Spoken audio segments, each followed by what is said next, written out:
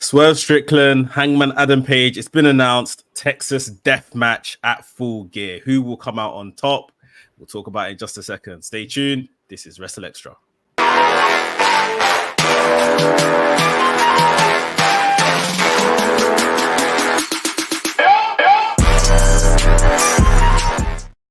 Yo.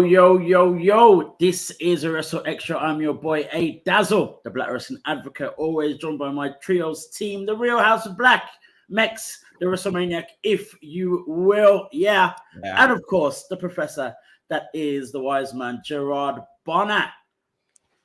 Swerve may just die in a few weeks. Is it end of this weekend? End of this weekend. Yeah, this weekend. I hope we've all got our eulogies ready because Swerve is about to attempt to face Hangman Adam Page in a Texas Deathmatch at Full Gear. It's about to get interesting. Mex, give us the rundown of how we got to here with Swerve and Hangman, please. Well, they've been having their feud, obviously, as we know, for some time now. Very heated feud. Swerve, coming at Hangman from the point of you've had all the opportunities, and if I had those opportunities, things would be a lot different for me, especially referencing the fact he would have been the first Black AEW world champion. And through one way or the other, it's got more personal. We saw, obviously, I think 2 weeks ago, Hangman, he just wrapped up a trios match, and on the Titantron came Swerve, Prince Nana entering his house. So Swerve saying words to his son as he lay in the cot, that your dad's done for, basically. Hangman has been trying to get his hands on Swerve ever since. I think it came after this past week's was it Dynamite show? Yeah, where Swerve had a match against AR Fox. Mm-hmm. No, it was it? No, not AR Fox. The last one was Swerve and AR Fox was at Collision. Collision. Sorry. Mm-hmm. And the last one was Penta. Yes, yeah. Great match. Yes. The match with Fire Penta. match. And then you saw, the Hangman was banned from ringside for the match, and he done the noble babyface thing. Even though a man broke into his house, he abided by the rules and waited till after the match, so he was no longer banned from ringside. Came down to ringside, handed Swerve's ass to him, if you like. Got him up the R-way, Deadeye onto a table next to the ramp, and then it was announced on Collision this past weekend that, through Hangman seething, raging, super angry, that this is going to be a Texas death match. And Hangman has a pretty good record in Texas death matches. Notably in Revolution this year. I personally, one of my matches of the year, was it him versus Moxley in a Texas death match, and the sight of him choking Moxley and Moxley having to tap out, like, not that he is a superhero character, but Moxley is also what am I trying to say? He's basically like an invincible person. Like, you see him bleed and do all kinds of nonsense and nothing phases him. And to see the sight of Moxley tap out, because he knew basically, if I don't tap out, I'm dead here. My jaw was on the ground, and my jaw's on the ground every time I think about it. And I just think about this match now and think, Swerve, I don't think you've got a chance here, mate. I'm sorry. But yeah, what did you guys think about it? For me, I'm very excited to see, again, as much as Hangman has this great record with Texas Deathmatch, it's his match within AEW for sure. But there is still this whole thing, we've talked about this here on this show, of Swerve kind of moving up the ranks, needing a big win over a reputable opponent. Of course, Hangman is a massive one. If Swerve was to win this match, it would be the icing on the cake that we've been waiting for forever.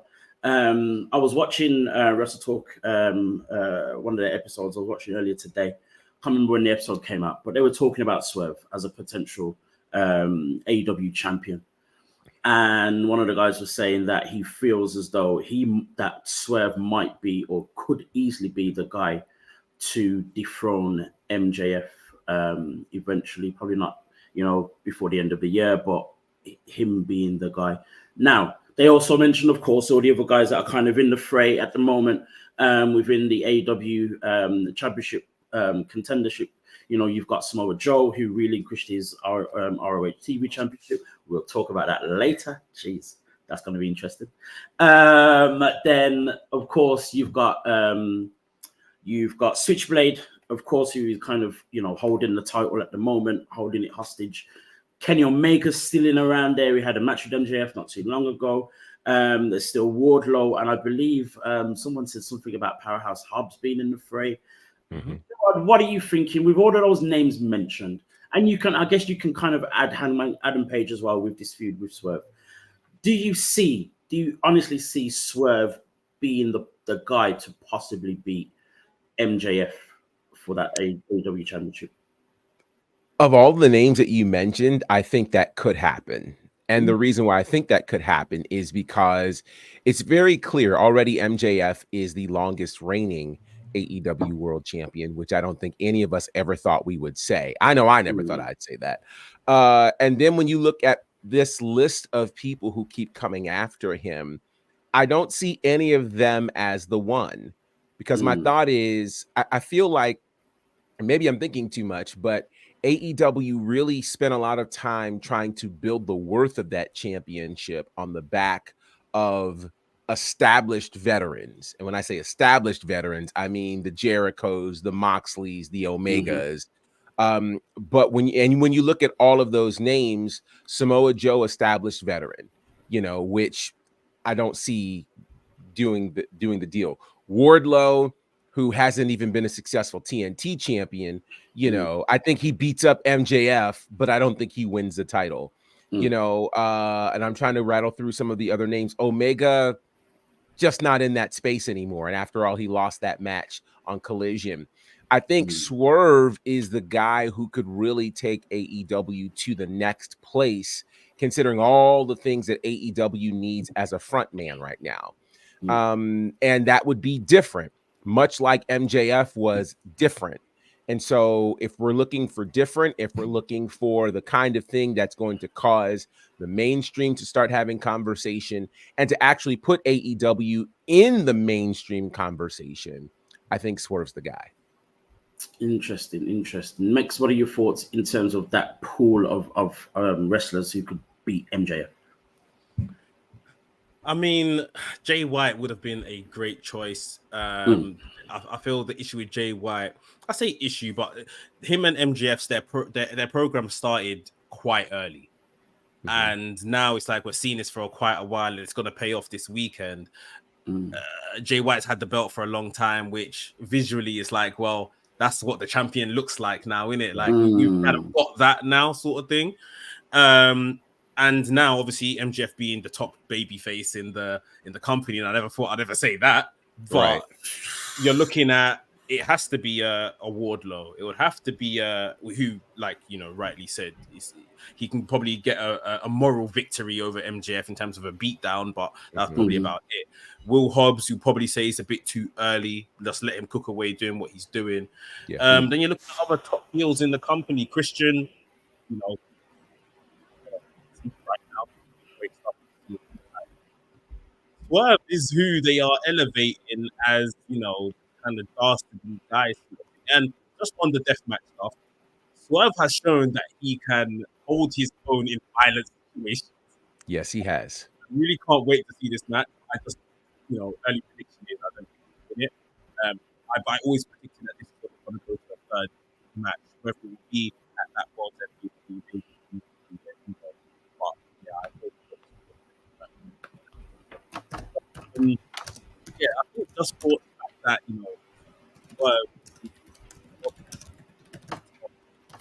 deals maybe in AEW,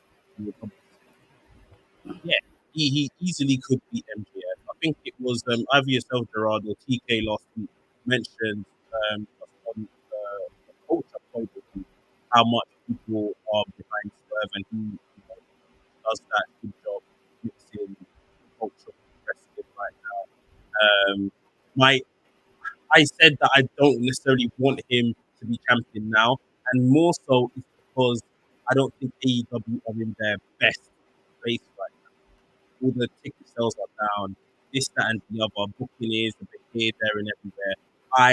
MJF has done a great job, and we don't blame MJF for what's happening with those in the fan realm. I definitely don't want Swerve to become the scapegoat for what's happening. And to be honest, that's just me protecting Swerve. I'd hate to speak more, what is happening now. And like, oh yeah, Swerve's champion, it's his fault, blah blah blah. Don't try that. Like, do not try that. Swerve is a very, very strong contender right now. I think with all the names mentioned, for me, just on paper, Jay White makes a lot of sense. But I think the issue with what's happening with him and this whole abducting the title and, him being attacked and we still don't know who it was. And, and you still got MJF winning matches here, there and everywhere. And, his attentions are in like 3-4 different places at the moment. I think that for me has messed up that possibility. Or if he does, if Jay White does win, it just won't feel as amazing as it probably could have and probably should have if he wins. But at the same time, I feel as though now it's building even more so, this whole thing with MJF being the babyface and the top babyface in the company at the moment. It's kind of like, rectifying the wrongs and, him holding that championship again and waiting for Adam Cole to come back, and then we carry on with whatever we carry on with and all that kind of stuff. So, with Kenny Omega, he's as Gerard said, I think he's not past it necessarily, but I think there's still a bit of time for him to work his way back to being that undeniable champion again. I think it's that with him. Powerhouse Hub's way too early. Wardlow, again, Gerard said it as well, the history of his title runs and whatnot. And I think it's too far away now from the whole thing with MJF in the past. I think we're too far away from all of that now. Nothing's happened in between. Again, MJF's now a babyface, so it kind of just wouldn't really work. And then Swerve. For me, I still don't see it. I still feel it's too early. I would rather see him win the International Championship, have a good run with that, or the TNT, probably make it, relevant again. Well, not even relevant because Christian Cage has kind of done that. So for Swerve, if Swerve beat him, that would be great. But again, we're dealing with two heels, so that probably won't happen as well. So I think we're in a very weird place for Samoa Joe. Let's we might as well just get to the conversation from now, because it's just like it's a very, very weird one. I have no issue with Samoa Joe coming for MJF. Everything that he's done in terms of coming after MJF, the interactions that they've had has been great. I think it's been amazing. But the only part of it that feels weird, and I'm going to say this, but then say what I'm going to say afterwards. The only part of it that's been weird is him holding the ROH TV Championship and then coming for the AEW champion. What happened to the ROH World Championship? Like, why is that like second place? It feels weird. But then he's now randomly vacated that championship after beating Keith Lee, and this is why we're kind of going to talk about it a bit more. After beating Keith Lee in a very, very good match. It was a phenomenal match. Gerard, I'll let you speak on this. What is the issue here now with the ROH TV Championship being relinquished in that way, and how could they have done it better? Well, what is the issue with it being relinquished in this way? Well, let's just think historically in the annals of pro wrestling. When a championship is usually relinquished, it's usually because the champion is injured. And certainly the only other time that I can think of in modern history where a champion relinquished their championship in a historic run was Asuka, and that really wasn't her relinquishing the NXT Women's Championship. It was the officials saying, we're taking you to Raw or SmackDown, right, and with that, you have to relinquish the title. So, you know, I think there are a lot of bad statements that are made with this. For one, here it is, a historic Ring of Honor television championship reign for Samoa Joe. He's vanquished all the records. Why do that to only have him relinquish the title after fighting a match? So there's a bunch that's wrong with it. You just fought Keith Lee on his birthday, by the way. And if your plan was to relinquish the title, you could have just lost the championship. You know, that's one thought.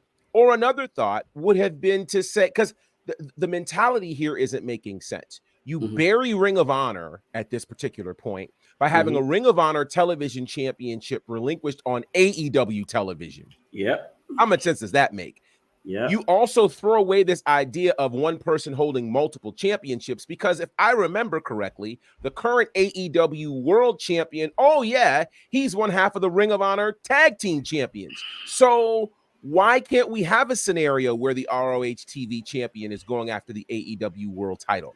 None of it makes any sense. It makes Samoa Joe look crazy. It makes the entire AEW ROH scenario look crazy.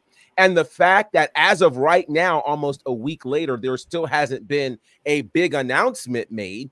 There's supposed to be one coming on Thursday on the paywall of Honor Club, to which I'm like, he didn't lose the championship on Ring of Honor television. Why are we making the announcement on Ring of Honor television since he lost a title on AEW? So how could this have happened better?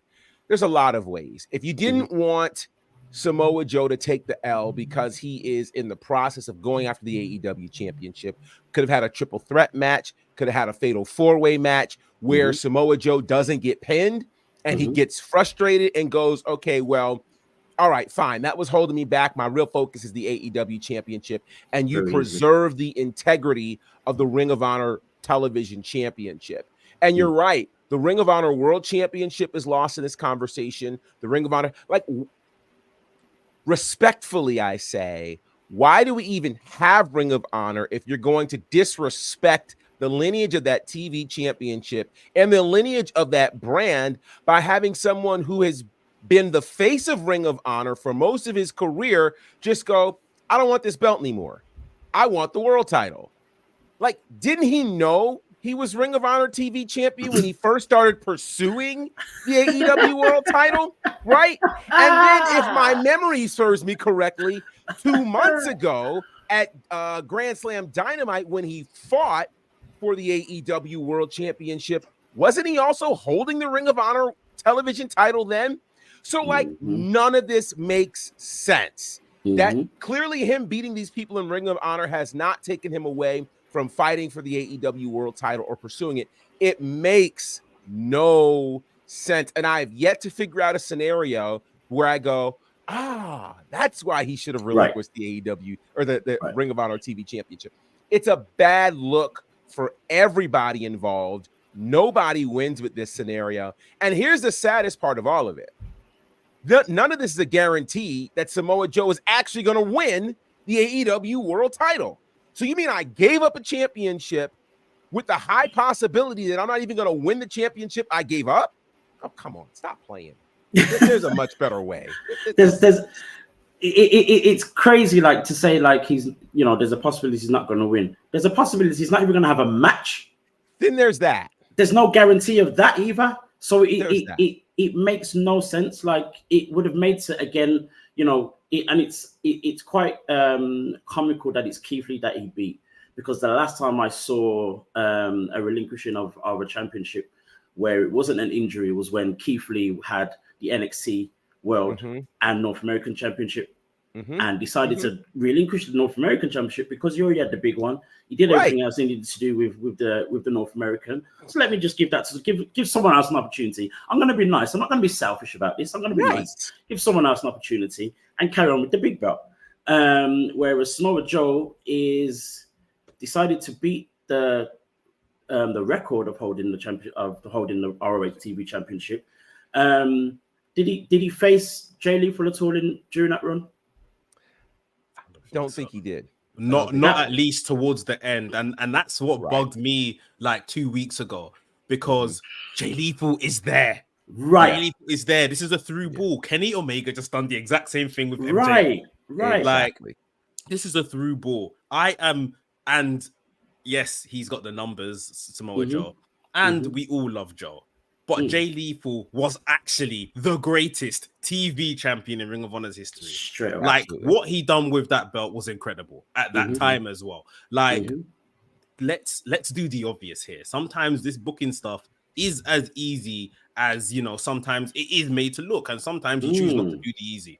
And this is now another person that, you know, from the basis of our show, another black man that his record has just been erased for no good reason. Like, no good reason at all. Right. And yeah, I just look at it all like there's nothing I can add to what Gerard has said. They absolutely flubbed this, like, left, right, and center.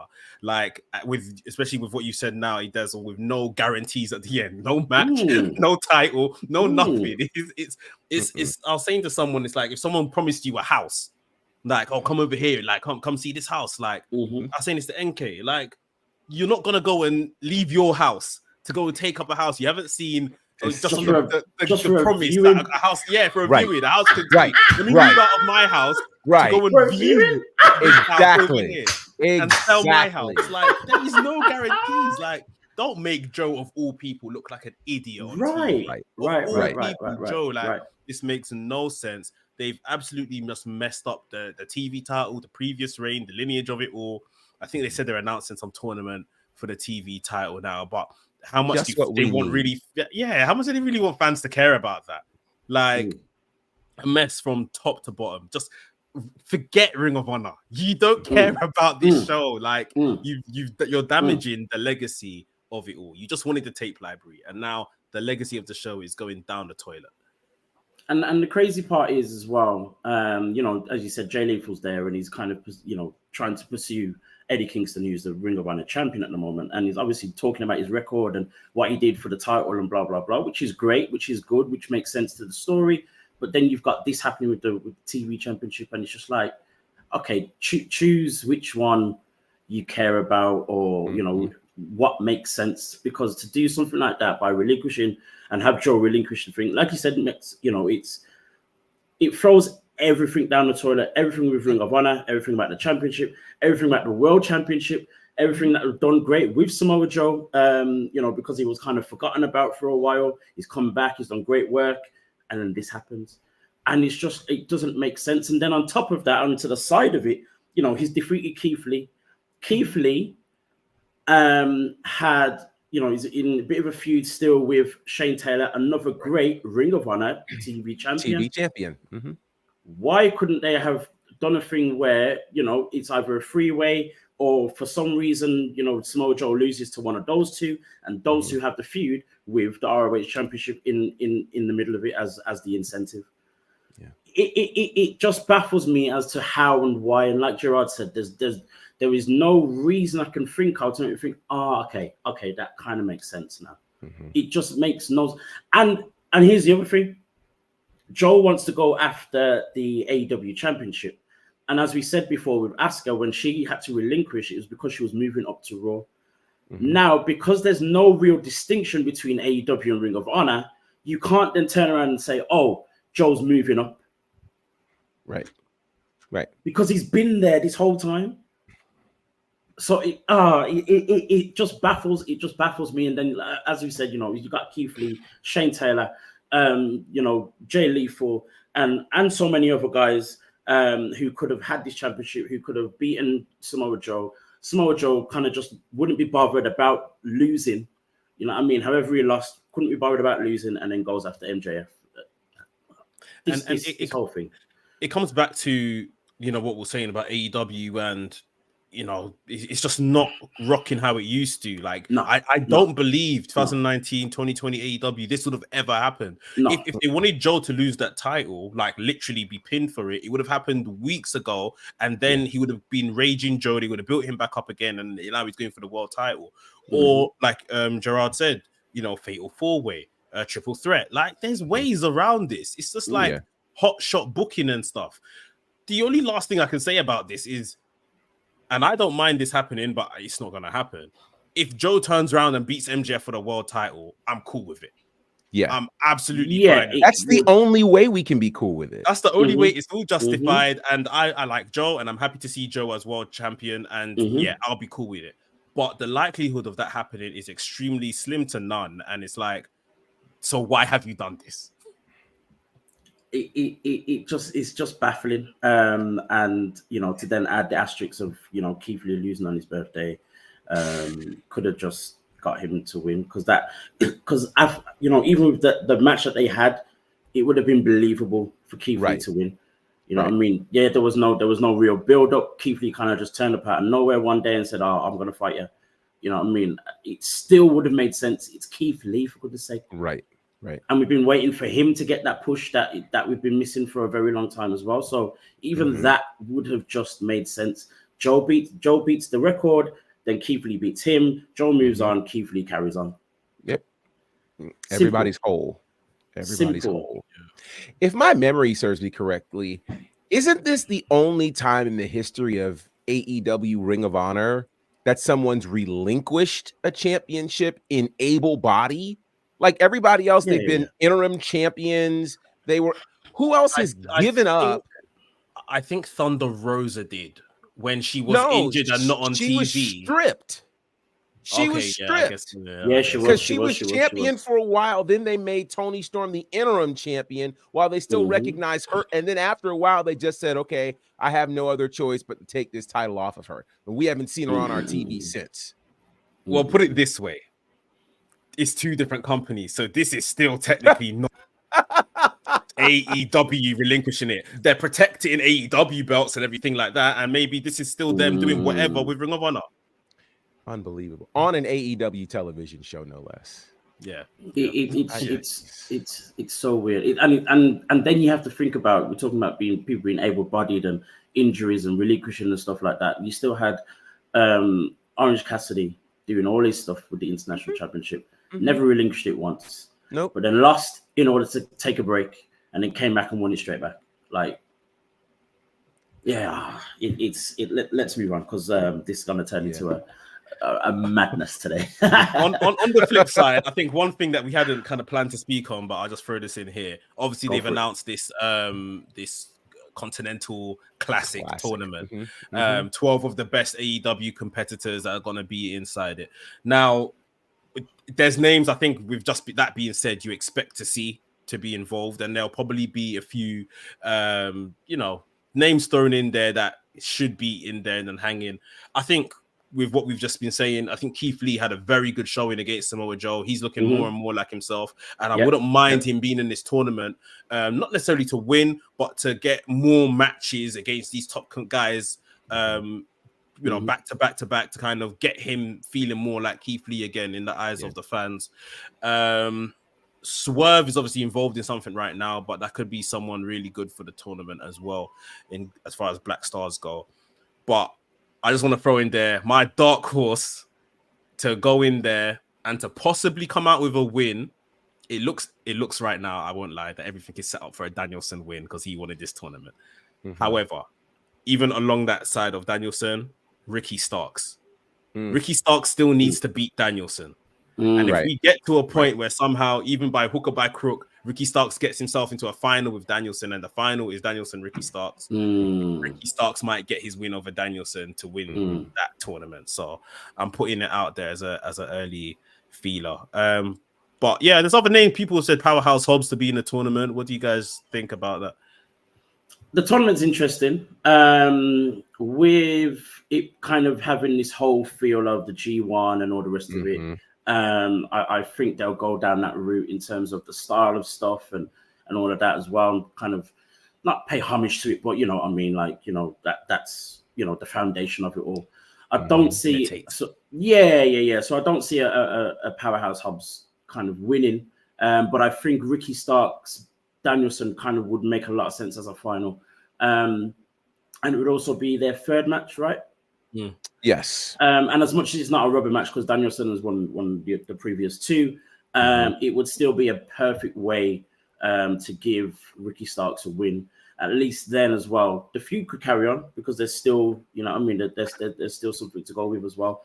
So it's going to be interesting. I think Swerve would have a very good chance as well, given the type of the tournament if he's thrown in there. So yeah, it's going to be interesting to see who gets thrown, and I guess we'll have a better conversation when we know who's in the tournament from there. But yeah. Do we know perhaps the most important question? What does a tournament winner get? Nothing. It's AW, mate. It's AW. You don't ask them questions. You don't. Ask them questions. Like, it's pointless. With the G1, we know you're going to Wrestle Kingdom. Like with this, what are we doing? Like, I don't want to get my hopes up about 12 guys in a tournament. It's round robin. We're gonna fight for a month and a half or 6 weeks. We'll crown a winner at the world's end, and it will mean nothing. Actually, I think what it does mean is that the winner will be able to give up their trophy in pursuit for somebody else's trophy somewhere. Matter of fact, I think the winner of the Continental Classic in a month will relinquish their win to go after the King of the Ring.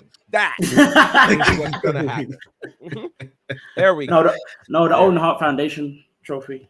That or the Intercontinental Classic. Jeez,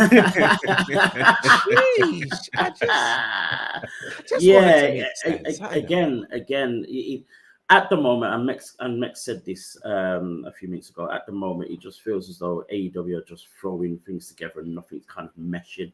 And I can't understand why, because it's an easy fix in all of it.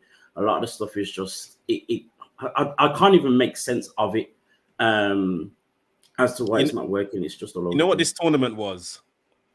They're saying stuff online about us, guys. We're moving away from our roots. We're doing sports entertainment. Let's give them a tournament, 12 of the best, blah, blah, blah. And I'm here for the tournament. I'm here for great wrestling. I'm here for the 12 star names and all of that kind of stuff. But yeah, no one wins anything. Not even you become number one contender. Like nothing was announced. You are just the champion of the Continental Classic. Okay. All right. So weird. Here's a question, just a quick one actually. Keith Lee, you mentioned Keith Lee possibly being in this tournament, but is Keith Lee one of those guys that needs to be kind of in between AEW and ROH, or does he just stay in ROH? ROH isn't where it's a backwards move. Let's put it that way, especially for these guys that came from WWE, and this was meant to be some type of promised land for them. Right. On a separate note, I'm soon going to make a video about Buddy Matthews, because anyway, Keith Lee going to Ring of Honor, it just wouldn't work for me. It's like, is this what you left WWE for? And that's ultimately, it doesn't justify it. Like, even in the short term, he's like I said, he's kind of got his swagger back. It's on its way back. You see what I mean? So it's not like he needs to go there for reps or something like that. There's nothing that Ring of Honor can do for him at this point. Like, it's put this guy on TV, let him tell stories, let him be an incredible wrestler and get over like he did in NXT. I think for me, I think it possibly could have been a good thing, but that's only if he beat Samoa Joe. I think if he beat Samoa Joe and was the ROH TV champion, stays there for a little while, has his little feuds and blah, blah, blah, kind of, dust the ring rust off and kind of get back to how, to the Keith Lee that we loved in NXT. And then, make a move up or whatever. But yeah, again, with this whole relinquishing, it makes Keith Lee look stupid as well. It's that part for me, and I think that's why you're saying what you're saying as well. And I don't disagree with you, Max, in terms of Ring of Honor's not the place for him, because he's gone there, had a somewhat meaningless feud. It could have been something great, but it was meaningless with Shane Taylor. It's not like he joined with Shane Taylor afterwards, or they had some big match for the ROH TV Championship. But yeah, he's again in limbo. This whole thing with Keith Lee just being in limbo is just been the whole time he's been in AEW. Even when they were tag team, he was tag team champion with Swerve as well. Even that was a bit of a limbo situation. So yeah, it's interesting. It's very interesting. But let's move away real quick. We're still speaking. We're speaking of NXT. Speaking NXT, I think today's episode is NXT So Black, because we've got a few of our guys on tonight's show involved in the Iron Survivor tournament as well. Some qualifiers that the legend Lita announced as well. So we'll see Trick Williams take on the Scottish man Joe Coffey, and then Lash Legend face the former NXT Women's Champion Roxanne Perez. Gerard, what are you excited about when it comes to these two matches? Well, I'm excited, firstly, that they've been announced. I think, considering what this Iron Survivor qualifier has been, and that these, Hall of Famers get the opportunity to pretty much pick whoever they want. The idea that Lash Legend from Metaphor, who we haven't seen have a singles match in quite some time, for her to get an opportunity, I think is great. Jakara Jackson was supposed to get an opportunity in the breakout tournament, but she got injured. So it's cool to see. And what I'm probably most interested in here is to see, what does the growth of Lash Legend look like? I kind of wish she was against somebody not named Roxanne Perez. Yeah. Because it almost feels like it's a warm-up match for Roxanne Perez. I don't think anybody is anticipating Lash Legend coming out as the winner of this match. But to me, the win here is her getting named in the match and then seeing how has she progressed in these months that she's been with Metaphor out of a wrestling ring. As for Trick Williams, this is going to be a very interesting match because there's a lot of ways this could go. Many of us seem to think that Trick Williams should be a shoo-in to win this Iron Survivor Series or Survivor Challenge match, or the qualifier, and then the larger challenge match at the deadline event. But there's a lot of ways this could go. A lot of ways this could go that would keep Trick Williams looking really, really strong. So I think what that means is we're going to get a great match tonight between Trick Williams and Joe Coffey. I think it's still a very big test. Though Trick is more popular, he's still, I think, the underdog in this match.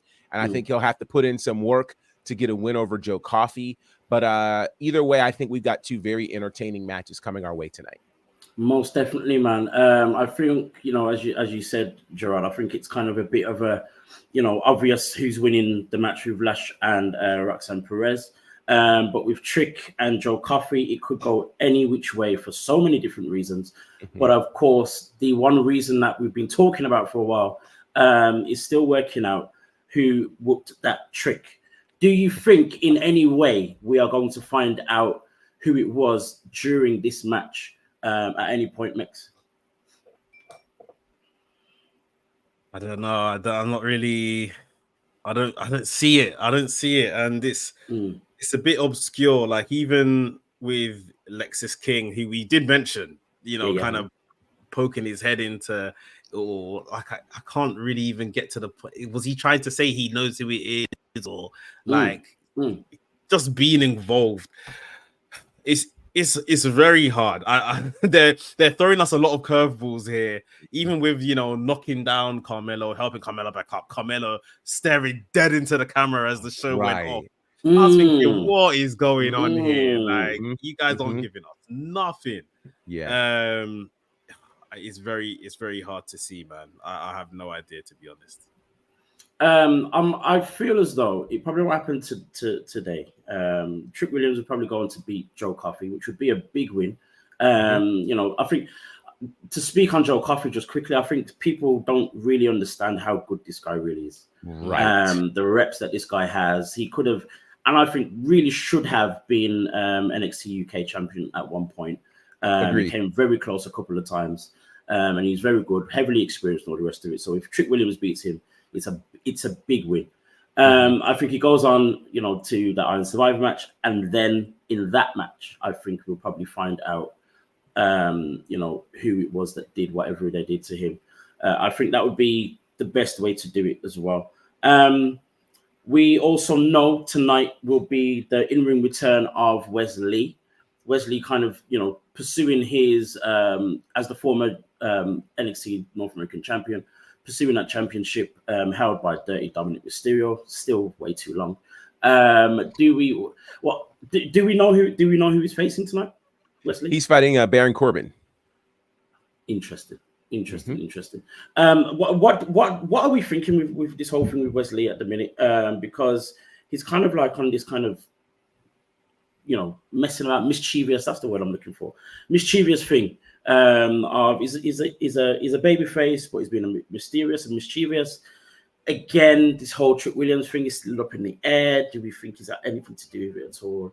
Do we know where this is going with Wesley in general?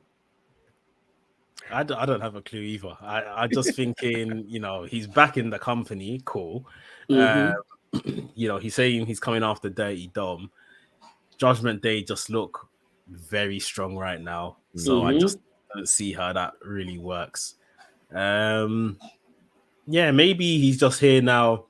Maybe he gets the Dirty Dom match. Then he just has these matches with, I guess, the upper echelon of the NXT men's roster just to kind of keep him busy. I can't see him getting the title again. So, yeah, it's either he moves on, has his eventual challenger to Dragunov, or, he just waits for his turn to get up. So, interesting. You're saying you don't think he's going to win back the NXT North American Championship and could possibly just go straight towards the NXT Championship. Gerard, your thoughts on that?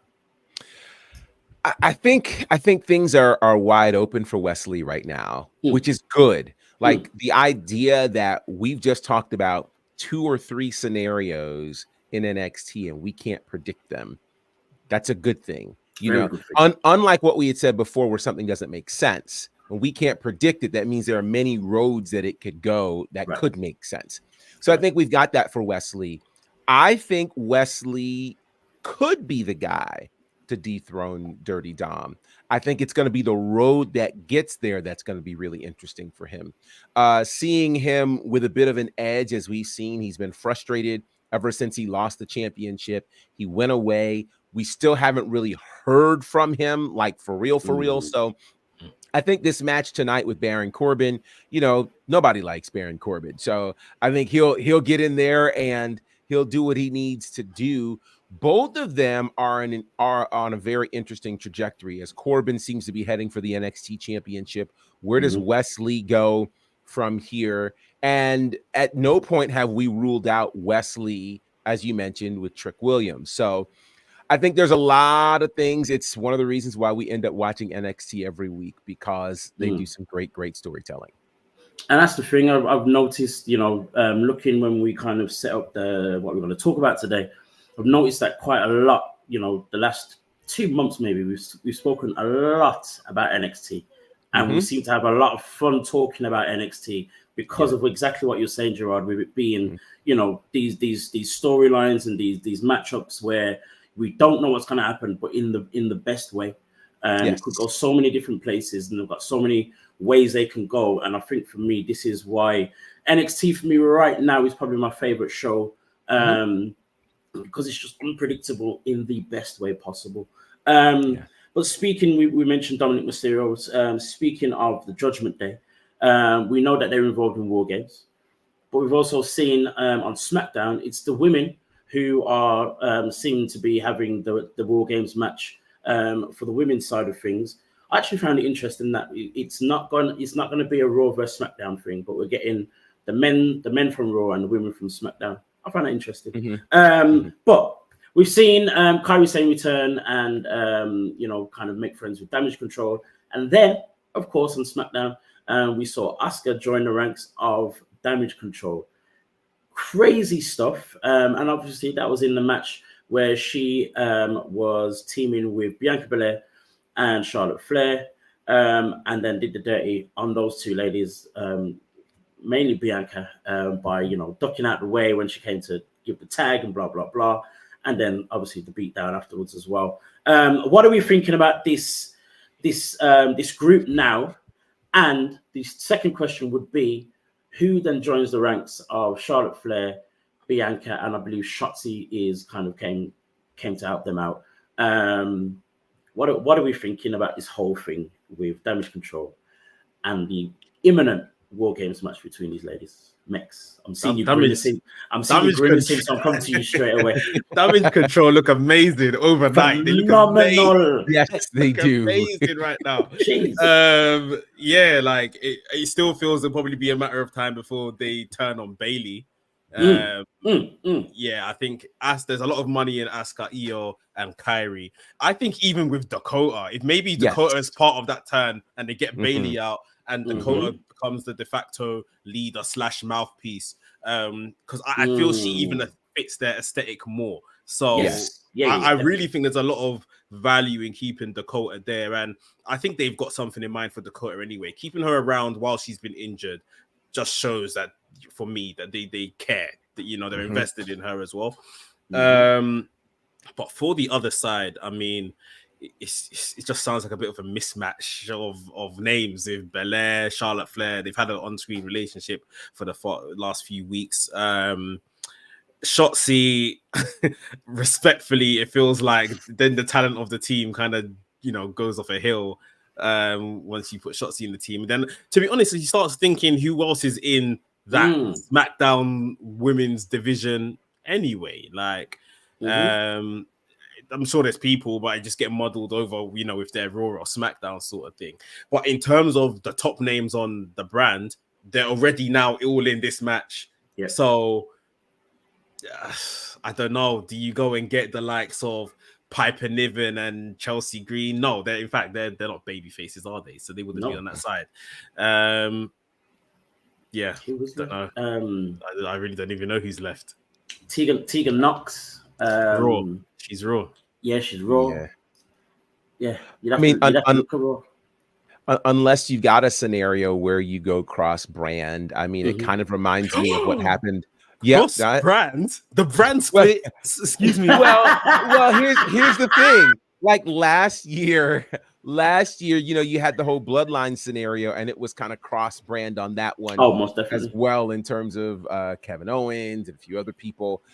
There's a part of me that wonders if they'll need to work out a deal to get some people to help them, because as dominant as Damage Control looks right now, which in my wildest dreams, I never thought that 1 week you could add 2 people and the whole complexion of this faction would change. Honestly. Like it is the most, and here's what's crazy. They've only been together not even a full week, but they're like the most dominant female faction I can think of at this point. Because it's just like, they're incredible. The history, the lineage, all of the things. And then I don't think we thought it would happen. Like, we heard Kyrie was coming in, but to come in and help out Io, and then they all connect with Asuka. Oh man, it's so good. Yeah. So who do they grab? I think it's, some of the tea leaves would love for people to go grab Jade. I think, Jade is undeclared right now, but I think putting her inside of War Games, I think that's too dangerous of an opening match for her at this particular point. I definitely think Royal Rumble would be a better scenario for her. So it does leave things wide open. And who knows, I don't know if they're, if they decide to go grab, say, Raquel Rodriguez, I don't know. I don't even know if they decided to grab somebody from NXT. I don't know. I think it's wide open what they could do. But again, like, as we keep saying, it's why we like to watch when you can't figure it out. And again, Triple H is at the helm here. So he's not going to just grab a warm body on this one. He's going to grab somebody that makes sense in this kind of a war, because we've seen what Io can do inside of a War Game scenario, right? We've seen the kinds of things that they're willing to pull off. So I think we're in for and not to mention, we've got 2 very interesting weeks of TV across AEW and WWE. AEW literally is going head to head with WWE this Friday night, and so that's going to be a wild one. Then we're talking 1 week you've got Full Gear, the next week you've got Survivor Series, Who Wants to Leave the People Talking. So I think there's a lot of opportunity for WWE to do some pretty amazing things, and I think we're going to find it out really, really soon. I've just been sorry. Go on, Mix. I was just saying sorry. It's one thing, we don't even know if this is gonna be a War Games match. They may just That's need true. one. But they only need one more person, assuming that Shotzi is gonna be with them, right? Right. Right. Okay. Right. I've just been scrolling literally the whole roster of WWE, struggling to find any female that makes sense. We can't bring back, someone that there's not going to be a big return. Carmella literally just had a baby. Right. Liv Morgan. Liv Morgan's a possibility. Liv Morgan's a possibility. I didn't think about it. I didn't get down to L. Liv Morgan's a possibility.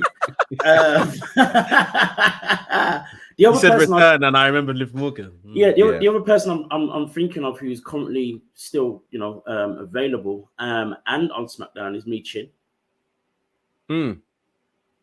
Possible. Yeah, she's got War Games experience. Yeah, there's that as well. So that's a possibility. Does she have War Games experience? Yes. She remember she had missed one, but then she ended up getting the opportunity to fight another one. Yeah. I remember the one she got taken out of in NXT. Right. Yeah. But And then she ended up getting another shot because she was very grateful for it. I remember that part. Yeah. So she has experience as well. There's her. Guys. Go on. The dirt sheets don't get everything.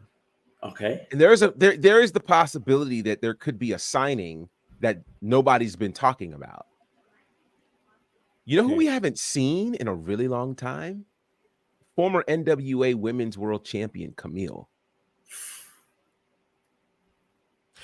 The main roster crowd, though, I think that would be a stretch. I was going to say that might be a far stretch. No. Like you and me, it'd be like, oh, great, Camille's here. But for the masses, depends on how they roll it out. Survivor Series is not a new place to debut people. The Rock debuted there, The Undertaker, a number of significant names historically have debuted at Survivor Series. It wouldn't be an impossibility. And my thought is, if it's not her, they could have a secret signing somewhere that they've not talked about that shows up. And if they do, that could be pretty wild. Off the top of my head, I don't have a lot of people that I'm thinking about outside of Camille, but that's the cool thing is I think they're really trying to keep us guessing. I've heard people mention Becky Lynch. I don't necessarily, the Becky Lynch thing doesn't make sense. I think it could make sense because of it history. Could, but you've got that Becky Charlotte thing But here's the thing. Even when Mex first said, when he's talking about the Bianca's team, it's a bit of a mixed match. And they're going up against a group that, yes, they're fairly new, but obviously the core of it is, it's Damage Control. They've been together for a while. It's it's almost mirroring the men's one on Raw. Yes. You've got the Judgment Day, and then you've got a mixed match of guys. Right. And you've still got Cody Rhodes and Seth who don't like each other. Right. So to throw Becky in that whole mix, even with the thing with Charlotte and, all the rest of it, she's got history with Bayley, Damage Control, all the rest of it. So it would actually make sense. It's possible. Yeah. It would actually make a lot of sense. And you kind of need to get Becky on the pay-per-view. Yeah, there's that as well. Fast lane either. No, and I'm sure that the feud with Xylee isn't going to have a match at Survivor Series. So, Right. They're supposed to fight at Raw. Isn't it? Yeah, exactly. Yeah. So there's that. The other person we haven't mentioned who's also on SmackDown is Zelina Vega. But it would, again, that adds even more to the whole mixed match. It would just kind of would be someone just throwing them in just because they're on SmackDown. So it's a difficult one. It's a very tough one. But again, with War Games, if it ends up being a War Games match, War Games is usually 5-on-5. We've seen with the men's one that kind of Drew McIntyre looks like he's going to be the fifth person within the Judgment Day group. There's talk of it possibly being Randy Orton on the other side as well. CM Punk or Randy Orton. Hopefully it's Randy Orton. I don't really care for CM Punk. But then obviously now, with the women's one, Damage Control, there's 5 of them, but obviously Dakota can't fight. She's not ring ready, so they need to find a 5th person if we're going down that route. So it then means that Bianca's team have to find 2 people. We're struggling to name one. It's a very difficult place for them, if I'm honest. Becky Lynch, I think, makes the most sense, definitely. But even then, a second person or a 5th person for the team is a bit of a struggle. So it's going to be interesting. You know, we've got Survivor Series is what, next week? Yes, a week from this Saturday. So there's only one more SmackDown to kind of. 2 more. Oh yeah, 2 more. This Sorry, Friday this one and the next next one. Okay, that's enough time, I guess, to kind of answer all those questions that we're asking. So it's going to be very interesting to see what happens there. Yeah. What in even though we don't know who the other members of Bianca's side is or going to be, if we're even getting a War Games match, if we do we see Bianca's team coming out on top? I wouldn't do it. I think there are 2 ways it could work. I mean, on one hand, it could easily work where the Damage Control team wins. The other side of it is Bayley costing the Damage Control team this match, and if that happens, that hastens the splitting of ways between them and Bayley. I don't know how soon they want to do that. I don't know what it makes that group look like to lose their first kind of match together with these new additions. So it's interesting. And I also don't know if we have a night where both Damage Control and the Judgment Day win their War Games matches. So again, highly unpredictable. It's believable that it could happen, because you're looking at 2 of the more solid teams. So I think it all depends on who ends up on the side for Bianca and her team, because they really do need somebody strong, and I don't know who that somebody is. They could win and pin Bayley. So Sure. Bayley doesn't necessarily cost them, but she's the weak link, or seen as the weak link, and that can obviously start their troubles. But yeah, I wouldn't want them to do all of this for Damage Control and then they lose their first big outing together. I wouldn't want to see them lose. Lashley and the Street Profits. Exactly. I think what makes it saying with Bayley possibly getting pinned or her making some kind of mistake and costing them in that respect, and not necessarily purposely, but it's her fault kind of thing. I think it would start something good in terms of changing, that whole Damage Control thing. For them to lose would not be a good look, because we're struggling to find the other members of Bianca's team. That in itself should tell you enough that that team's not strong enough to kind of to win that match. I think it'd be amazingly interesting for the whole look of WWE if both Damage Control and Judgment Day come out on top. I think we're going with Triple H at the helm. We've seen a lot of teams and factions and all the rest of it. I think we're going down this Attitude Era, faction stuff, and I think it works amazingly. And because there are so many dimensions to all of these teams as well, to where every week we're asking, okay, are they going to break up? Oh no, they're not. Oh, are they going to break? Oh no, they're not. We're seeing that with Judgment Day, Damage Control, Imperium. We're seeing all these little things. It doesn't tell us what's going to happen, but it just gives us extra. It gives these teams and these wrestlers just extra substance. That's the word I'm looking for. Extra substance within all these storylines, and keeps us watching. It's like it's these small cliffhangers, constant cliffhangers that makes us want to watch again. Oh, Damian Priest says he's the leader now. Oh, so what they're going to do next week? Right. Like, it's been very interesting. But we'll see what happens. The one thing we haven't talked about, Gerard, I want you to take this kind of understanding a little bit more about what happens with TV broadcasting and channels and all the rest of it. Is NXT announcing they have a deal with the CW, and NXT will be on the CW. Gerard, teach me, because I know nothing about this. Teach me, how important is this for NXT and even the CW as a channel as well?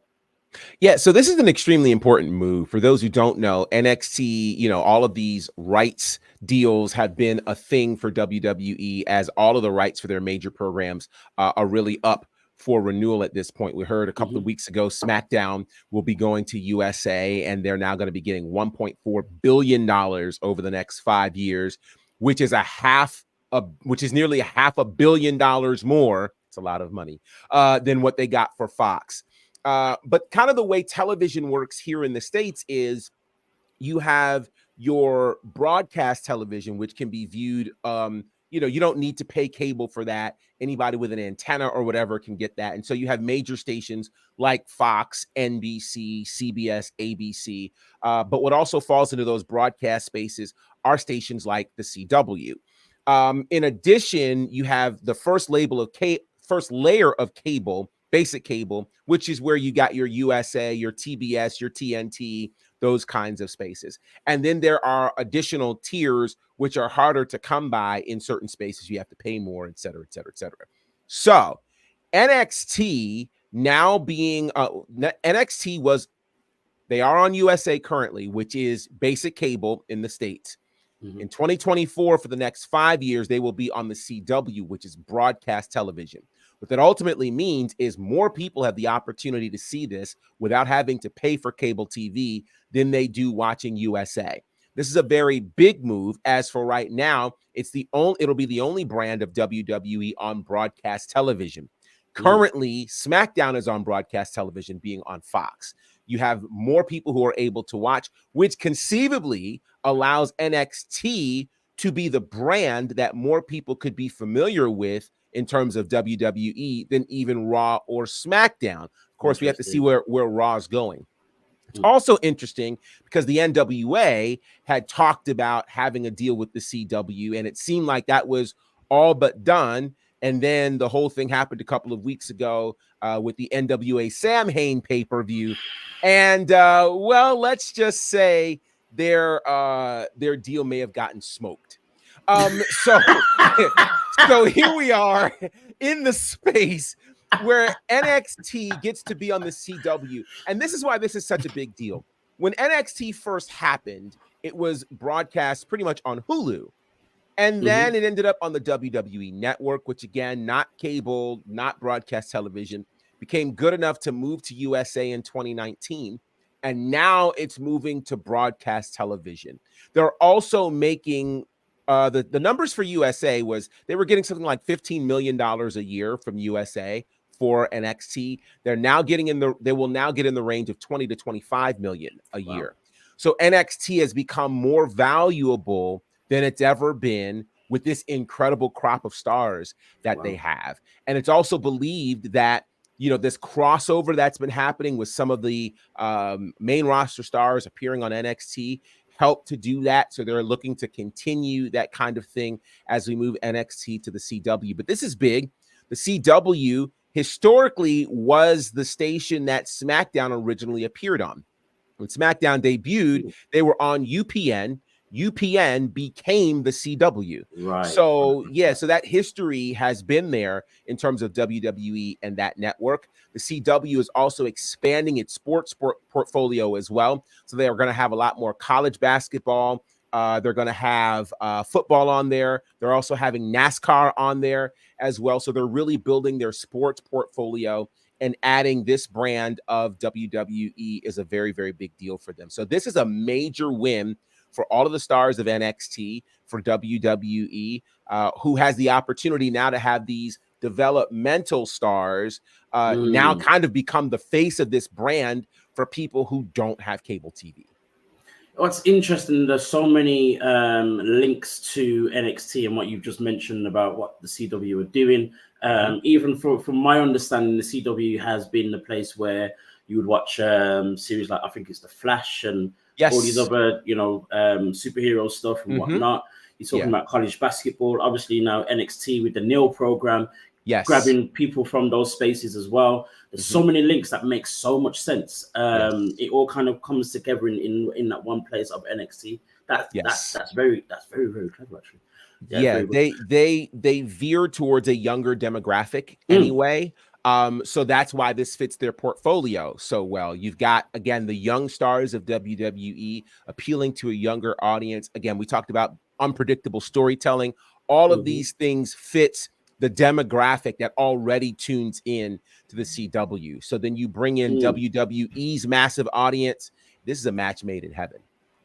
Interesting. Max, do you think in any way this is going to change the shape of NXT, or are we just going to get, a continuation of what we have been getting this year? Well, Meltzer was talking like with the extra money, they could possibly take NXT on the road. Like, start traveling around and stuff like that. Because if they're going to be in more homes, they'll be more popular. There'll be more demand for it, even if they're running smaller arenas in these places. I heard at the very least they would be maybe taking NXT on the road around Florida. So at least, yeah. So it seems like that could be a bonus to them, and that's part of the learning, the development of NXT. These guys need to get used to performing in front of different crowds. Some crowds will be quiet, they won't give you nothing. Some crowds will be more rabid. It won't be the same people that you even become familiar with every week in the PC. See what I mean? So I think it would be a really good experience for them. But at the same time, we've seen NXT try to grow overnight when AEW was coming to town. So, you kind of urge them to still take your time and, do things the correct way. But yeah, it's a very exciting time for them. The fact that, they could potentially, in terms of numbers, draw so many more viewers than they are now. It's something. They've done very well to kind of resuscitate this brand, which we all thought was dying a death with NXT 2.0. With the deal only happening, I believe it's October 2024. Yes, it starts in October and it'll run for 5 years. With that being said, do we see any of our black stars kind of hanging around the likes of a Carmelo Hayes, Wesley, those guys who we've, a lot of people have been talking about should and could move up to the main roster? Do you see any of those guys still sticking around up until this new deal? And will it do they hold on to those people for that reason? I still think a Carmelo and a Wes by this time next year are on the main roster, but I do think we're grooming a Trick Williams. We're grooming, a Lash Legend. We're grooming, Jakara Jackson. We're grooming Out the Mud. We're grooming. I think there's a lot of. This is the thing that NXT has proven to do very, very well, to always keep young new stars in the pipeline.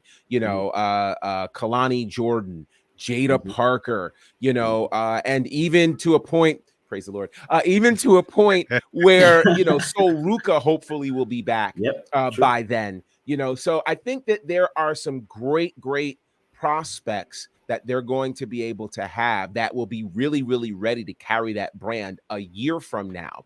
Think about how different NXT looks now versus a year ago, so I think now with this system kind of firmly in place, knowing that the pipeline is really smooth between NXT, Raw, and SmackDown, I don't know that they have to hold Wesley and Carmelo back for this particular moment. I think these guys are ready to do some things because, again, NXT also ends up being kind of the advertisement for Raw and SmackDown. If you like these stars, a number of these stars historically are already on Raw or SmackDown. So you want to go check it out. So I think they really want the best and the brightest of what's new and what's hot on NXT come October 2024. It's going to be interesting. It's going to be very interesting. I think it'd be even more special to see the likes of a Carmelo Hayes or Wesley kind of return on that, season premiere or whatever else after being on the main roster and doing whatever they've done on the main roster and coming back for whether it be a one-off for a couple of weeks or whatever else. I think that would be even more special than kind of holding on to them until we get to that new deal. Guys, we could talk for forever and I wouldn't mind, but we have done our time. This has been a WrstlXtra. You're watching on the WrestleManiac UK YouTube channel. Don't forget to like, click and subscribe. Click the notification bell to see when this guy Mex puts all his videos up in reactions to AEW, WWE, and everything else in between. He's got something special coming up about the missing people from WWE. Buddy Matthews, what is going on? So you can also find Mex on the Wrestling's channel, YouTube channel as well, with the rest of the Mandem. Don't forget to find them there as well. You can find Mex himself on WrestleManiac UK, on all things, on Instagram and on X. Find this guy, Jared Bonner, everywhere he decides to appear, which is everywhere that anyone is able to appear in. You can find him on all things Bonafide. You can find him on the Faction Show, his own show as well, WWC Live, Southern Honor Wrestling, All Caribbean Wrestling, IWE. He'll be turning up on our Shay very soon. Keep Battle going. Slam, keep going. Battle Slam. Gosh, everything else, just everywhere. He's everywhere. Omnipotent. You can find me. A Dazzle, on Black Wrestling Lights on Instagram and BWA Dazzle on X when I decide to turn up. Guys, this has been our show. It's been amazing, and we will see you again next time. See you later, guys.